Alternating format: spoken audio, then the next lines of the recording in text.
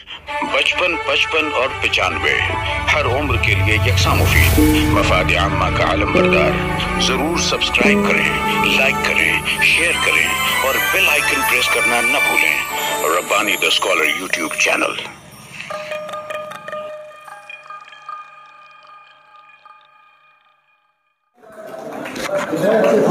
अपनी हज़ल पेश कर रहे थे सोहेल अंजुम साहब। अपनी हज़ल में उन्होंने कहा कि चाय का जिक्र किया था। मैं घड़ी देखा 11:30 बज चुका था। पुलिस की गाड़ियां राउंड मार रही थी। मैं गया देखा चाय नहीं थी। तो सर माजरत के साथ अब मैं उरुसुल बिलाद मुंबई से तशरीफ़ लाए हमारे यूसुफ राना साहब। जिस वक्त वो हम लोग उनको दावत दिए, दावत बोले तो खाने की नहीं, यहाँ पर बोलने की। जब उनको कहा गया कि आप यहाँ पर तशरीफ़ लाए और अपनी हज़ल यहाँ पर आपको पेश करना है, मुंबई से वो तशरीफ़ लाए। मालेगांव शहर में उनके यहाँ पर मकाम पे वो मकाम किए। उसके बाद वो इस्कस लाइब्रेरी के लिए निकल रहे थे तो एक रिक्शा देख रहे थे। रिक्शा देख के रिक्शा वाले को बोले कि यार मुझको इस्कस लाइब्रेरी जाना है। तो बोले नहीं यार, इसमें सब बैठे हुए हैं, कोई और। धीरे धीरे वो यहाँ पर फ्लाईओवर ब्रिज के बाद कुछ पुलिस वाले खड़े थे। उनसे पूछा, बोले यार मुझको इस्कस लाइब्रेरी जाना है। पुलिस वाला उनको बोला कि कोई आदमी से पूछ ले। मैं एक शेर के साथ यूसुफ राना साहब को आवाज़ दे रहा हूँ कि उसको प्रमोशन मिलेगा जिसके बच्चे 3 हैं। उसको प्रमोशन मिलेगा जिसके बच्चे 3 हैं। जाते जाते मंत्री जी ये भरोसा दे गए। मैंने बेगम से ये पूछा, अपने तीनों है कहाँ? मैंने बेगम से ये पूछा, अपने तीनों है कहाँ? बोली कि बेगम जिनके बच्चे थे वो अपने ले गए। यूसुफ राना साहब आपके सामने। दोस्तों अस्सलाम वालेकुम। दोस्तों मैंने आपको सलाम किया, कोई कर्जा नहीं मांगे कि इतनी आस्तगी से आप लोग जवाब दे रहे हैं। लगना चाहिए कि मालेगांव वाले ने सलाम किया, मालेगांव वाले जवाब दे रहे। मतलब फिर करता हूँ अस्सलाम वालेकुम। दोस्तों मैं सबसे पहले जिंदा दिलाने मालेगांव के सदर व अरकान, इसका लाइब्रेरी के सदर व अरकान, इन लोगों का शुक्रिया अदा करना चाहता हूँ कि आज मुझे आप अजीम हज़रात, बाज़ात सामीन और जहाँ पर तमाम बैठे हुए आफ्ताब व महताब से रूबरू होने का मौका फराहम किया। दोस्तों जिस वक्त मुझे सिराज दुलार साहब ने कहा कि आपको 2 जुलाई को आना है और हज़ल पढ़ना है, आप यकीन माने बिल्कुल ऐसा ही हो गया कि जैसा आफ्तार के वक्त किसी ने आफ्तारी खींच ली हो। मैं कभी हज़ल लिखा ही नहीं, मगर चूँकि मालेगांव में आना जाना रहता है तो इनसे डरना ही पड़ता है ना भाई, तो इसलिए कुछ शेर मैंने कहने की कोशिश किया। और एक बात अर्ज़ कर दो, आसिफ भाई बैठे हैं कि मैं काफ़ी अरसे तक बेबाक में उसकी टाइप सेटिंग करता रहा हूँ। ये मेरे सेठ थे साहब का, और हमारे सिराज दुलार साहब, उस्मान गनी इसकत साहब, आसिफ सुबानी साहब, ये मेरे ख्याल से 92 से हम लोग साथ में हिंदुस्तान अखबार में यहाँ पे काम किया करते थे। और मैं अंग्रेज़ी के पर्चे में एक मरतबा फेल हो गया था, और ये तीनों ही जो है मेरे पीछे डंडा लेकर खड़े होकर मुझे पास करवाए हैं। तो मैं इन लोगों का शुक्रिया अदा करना चाहता हूँ। और आज आप लोगों का इसलिए भी शुक्रिया अदा करना चाहता हूँ दोस्तों कि मोहम्मद यूसुफ जिलानी को आप तमाम लोगों ने यूसुफ राना बनाया है। मैं जब तक ज़िंदा रहूँगा आप लोगों का, मालेगांव वालों का एहसानमंद रहूँगा। आइए दोस्तों, आज के इस माहौल में, इस किस्म कुर्सी की हालत में, इस नफ्सा नफ्सी के आलम में किसी को फुर्सत नहीं आदमी सर कि कोई किसी का पुरसान हाल हो। हंसने हंसाने की बात तो बहुत दूर है। आज के दौर में वही हंसता है जिसे अल्लाह तौफीक दे, या तो कोई पागल ही हंस सकता है। मैं मुबारकबाद पेश करना चाहता हूँ कि जिंदा दिलाने मालेगांव और इस्कस लाइब्रेरी को कि आप तमाम लोगों को हंसाने के मौके फराहम करते रहते हैं ये लोग। मैं सिराज सर एक बैंक में फ़ोन किया मालेगांव में, मैं नाम नहीं बताऊँगा बैंक का। तो मैंने फ़ोन किया, मैंने कहा उधर से कोई खातून ने फ़ोन उठाया। मैंने कहा मुझे वो नंबर मिल सकता है कि जिस पर मैं मिस कॉल करूँ तो मेरे अकाउंट में कितना बैलेंस है ये मुझे पता चले। नहीं शायद सर सुनिएगा, अशफाक उमर सर। तो मैंने कहा लिखिए। मैंने कहा बोलिए। बोले 92। मैंने लिखा 92। बोले 2 दफ़े 0। बोले अच्छा ठीक है 2 दफ़े। नहीं बोले 2 दफ़े 0। तो मैं लिख लिया 2 दफ़े 0, बोले 2 बार 7, फिर लिखा मैंने 2 मरतबा, नहीं बोले 2 दफ़े 7, लिख लिया मैं 2 दफ़े, फिर बोले आदित्य पंचोली। ये कौन सा नंबर है यार, 920077 आदित्य पंचोली। तो मैंने फ़ोन किया, बोला मेरा आपने क्या नंबर दिया है? बोले आपने क्या लिखा? मैंने कहा 920077 आदित्य पंचोली आपने बोला। नहीं बोला आप बहरे हैं शायद, मैंने आदित्य पंचसी कहा है।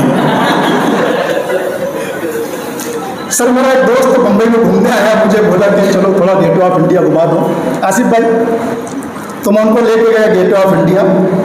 मैं पानी लेने के लिए थोड़ा पीछे हो गया, देखा तो एक खातून से वो थोड़ा बहस मुबाइसा कर रहे थे। सरासर वो जो आदमी था वो एकदम जलेबी की तरह सीधा था, यानी अगर इसको बोलो बैठ गया तो सो जाता था, वो इतना सीधा था वो। हाँ वो खातून बोल रही है कि आपने मुझे छेड़ा, तो मैं नहीं, मैंने नहीं छेड़ा। नहीं बोला आपने छेड़ा मुझे? कहा नहीं छेड़ा। मैं पहुंच गया, मैंने क्या हुआ मैडम? अरे बोले ये साहब बोले मुझे छेड़ रहे थे। तो मैंने कहा चलिए जाने दीजिए, सॉरी गलती हो गई। नहीं बोले शेर सुनना पड़ेगा कि ना छेड़ लड़की को पाप होगा, कल तू भी किसी लड़की का बाप होगा। अब आगे के 2 मिसरे मुझे जानते किसकी है। तो मैंने कहा मैडम सुन के जाइए, हम मालेगांव वाले हैं, जिस जबान में सवाल होता है उसी जबान में हम जवाब भी देने के आदी हैं। उसने कहा कि ना छेड़ लड़की को पाप होगा, कल तू भी किसी लड़की का बाप होगा। मैंने कहा भगवान करे तेरा कहना सच्चा हो, जो इसे बाप कहे वो तेरा बच्चा हो।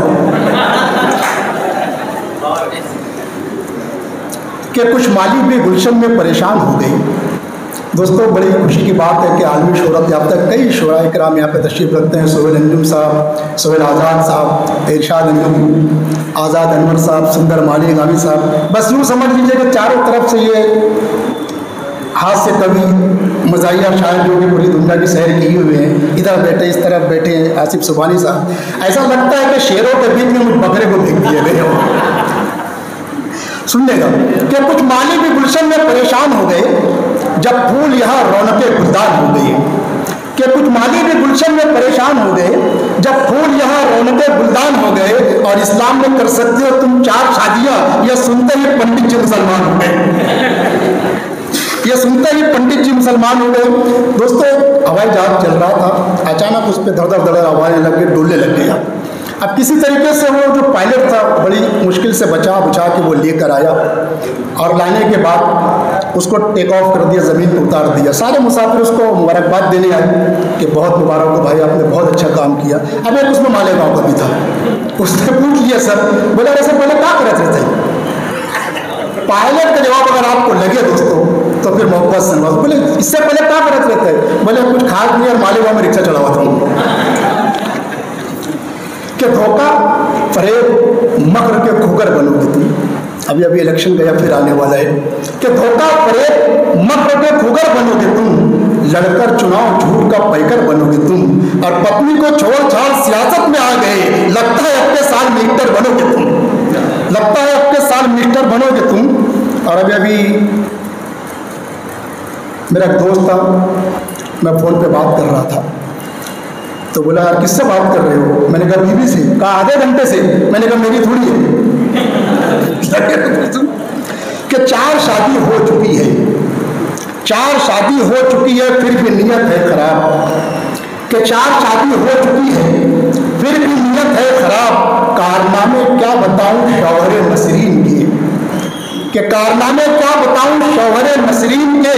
और क्यों पड़ोसन पर नजर है, हमने पूछा तो कहा कुछ तो मीठा चाहिए ना बाद में नमकीन के, कुछ तो मीठा चाहिए ना बाद में नमकीन के। अरे ये दोस्तों एक मतलब 2-3 शेर है आखिर के तौर पर, क्योंकि मैं मज़ाहिया शायरी नहीं करता हूँ, बस ये सिराज दुलार साहब का हुक्म था तो मैं आ गया।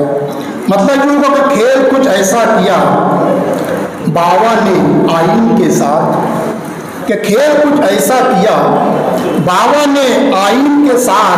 भैंसें कटने लगी कुर्बानी में रंगीन के साथ, कि भैंसें कटने लगी कुर्बानी में रंगीन के साथ। और दोगले हो गए बागात के, दोगले हो गए बागात के पंछी सारे, कि दोगले हो गए बागात के पंछी सारे। जब से कौवे की हुई दोस्ती शाहीन के साथ, जब से कौवे की हुई दोस्ती शाहीन के साथ। और मुझको ऐसा लगा उर्दू का जनाजा निकला, मुझको ऐसा लगा उर्दू का जनाजा निकला। उसने अफसाना जो बोला है बड़ी शीन के साथ, उसने अफसाना जो बोला है बड़ी शीन के साथ, और उम्र भर इश्क लड़ाते रहे फरजाना से, कि उम्र भर इश्क लड़ाते रहे फरजाना से, अब्बा ने कर दिया शादी किसी परवीन के साथ। बहुत शुक्रिया। यूसुफ हर उम्र के लिए यकसा मुफीद, मफाद आम्मा का आलम बरदार। जरूर सब्सक्राइब करें, लाइक करें, शेयर करें और बेल आइकन प्रेस करना न भूलें। Rabbani the scholar YouTube channel. Rabbani the scholar YouTube channel इल्मी, अदबी, दीनी, मिल्ली, समाजी, सकाफती, तहजीबी, फलाही, तिब्बी, फन्नी, माशी, तिजारती, माशरती, इंतजामी, इनकलाबी, तहरीकी, तहकीकी, तकनीकी, तफ्तीशी, तामीरी, तालीमी व मालूमाती यूट्यूब चैनल। जरूर सब्सक्राइब करें, लाइक करें, शेयर करें और बेल आइकन प्रेस करें। Rabbani the scholar YouTube channel.